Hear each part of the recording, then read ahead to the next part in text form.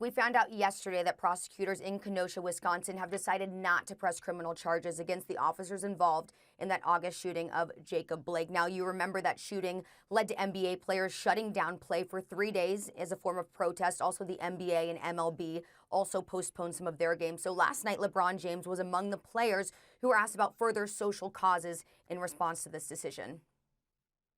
All over America, as you've seen, we've been able to do since the summertime, all the way up into today.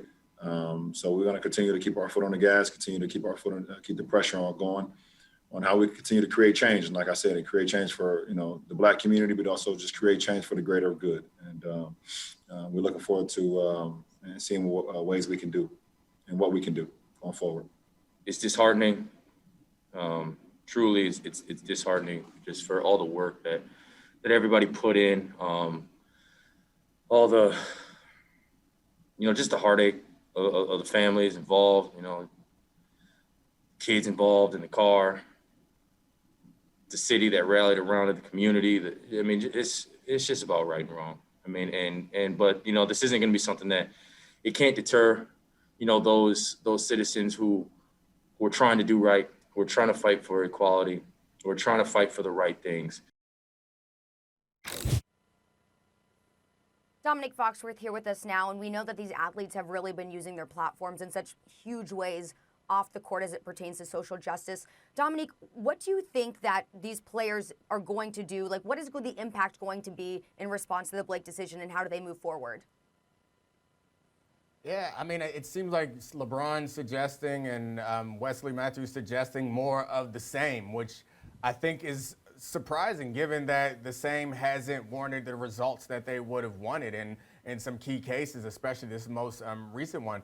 So I would be surprised if they stopped. Like, I don't expect them to fall back, but I would not be surprised if they stepped it up a little bit and they weren't afraid to put basketball on hold while they were in the bubble in order to draw attention to this particular case, and the results were still not what they wanted. So I'm not sure what the next step is, but I think logic would suggest that what they have done up until now, it's hard to say that it's been all that effective. And I know that they want to see some results. And I think the first step is always kind of like, we want to draw people's attention to this injustice. And then once the rest of the world, or at least the rest of this country, or people who are unfamiliar with these things are taking place, once they see it, then they'll understand and they'll work with us to do the right thing.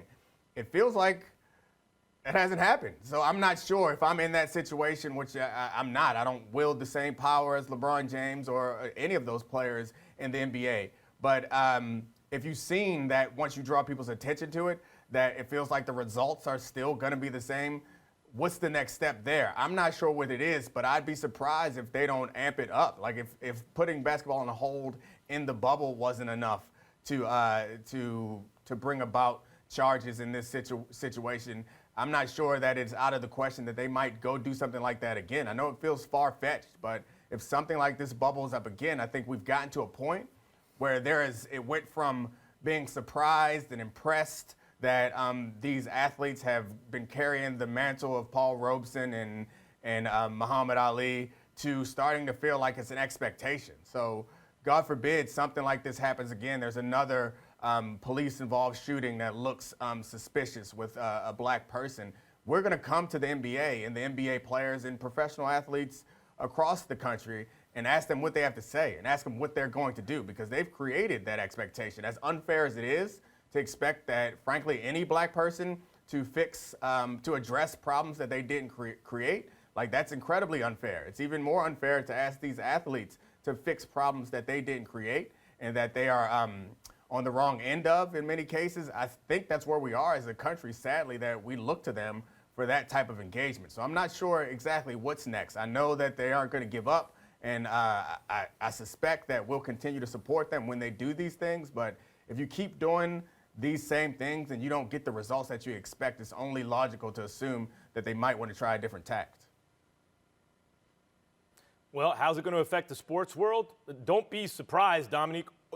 Organize, right? That's what LeBron has done. These are not just emotive issues where everyone gets, emotional and then you don't get the result you want, or maybe you do and then everyone goes away. No, there is a method here. There is an organizational component to what's going on in sports now that I think is different than what we've seen in the past. And LeBron James is an enormous part of that, by the way, because, look, narrowly, what is this about? This is about the kind of uneven strength of police unions, right? So police unions are very powerful in this country, and they resist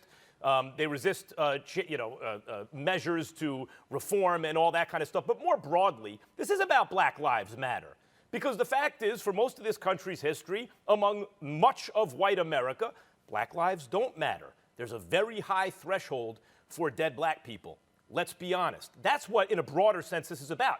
And if you want to know what organization can do, look, athletes, shut up and dribble, right? No, athletes are saying, no, you want to watch us play sports, an area of society where many black people were for a long time relegated to entertainment, right? You're allowed to succeed there, but maybe not in other areas.